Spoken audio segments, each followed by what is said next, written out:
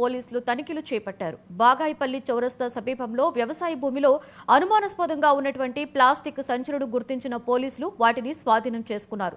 సంచులు తెరిచి చూడగా అందులో నకిలీ పల్లి విత్తనాలు ఉన్నట్లుగా గుర్తించారు. వీటి విలువ సుమారుగా 44 లక్షలు ఉంటుందని పోలీసులు తెలిపారు.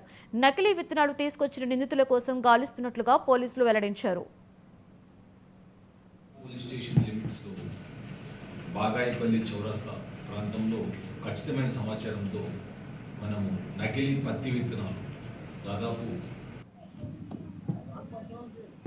ఉన్న ఖచ్చితమైన సమాచారంతో ఈ బాగాయిపల్లి చౌరస్తా యాలాల్ మండలంలో మనకి చౌరస్తా ప్లేస్లో ఇవన్నీ కూడా ఈ ఒక చెట్టు కింద డంప్ చేసి మనకు దొరకడం జరిగింది. సో ఇది ఈరోజు ఉదయం మనకు దాదాపు 6-6:30 ప్రాంతంలో మనకు ఖచ్చితమైన సమాచారం రావడంతో అక్కడికి వెళ్ళి ఇవన్నీ కూడా సీజ్ చేసి అక్కడ ఉండే వ్యక్తులను కూడా మనము ఇద్దరిని అరెస్ట్ చేయడం జరిగింది.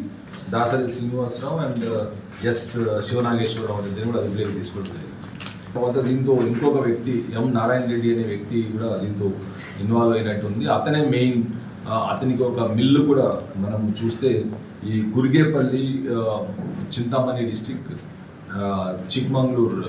చిక్మంగళూరు డిస్టిక్ చింతామణి తాలూకులో అతనికి గురిగేపల్లిలో ఒక పాడుపడిన మిల్లు ఉంది. ఆ మిల్లులోనే ఇవి తయారు చేసినట్టు ఇవి విత్తనాలు కూడా ప్రాసెస్ చేసి వాటి కలర్ వేసి ఇవి డిఫరెంట్ ప్లేసెస్కి తీసుకొచ్చి అమ్ముతున్నట్టు మనకు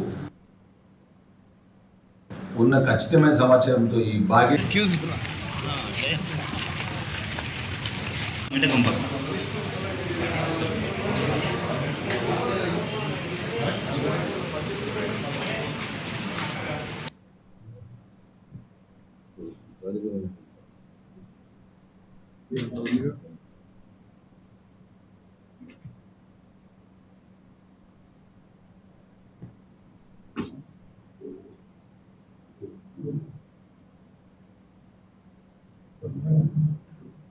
యాలాల్ పోలీస్ స్టేషన్ లిమిట్స్లో బాగాయిపల్లి చౌరస్తా ప్రాంతంలో ఖచ్చితమైన సమాచారంతో మనము నకిలీ పత్తి విత్తనాలు దాదాపు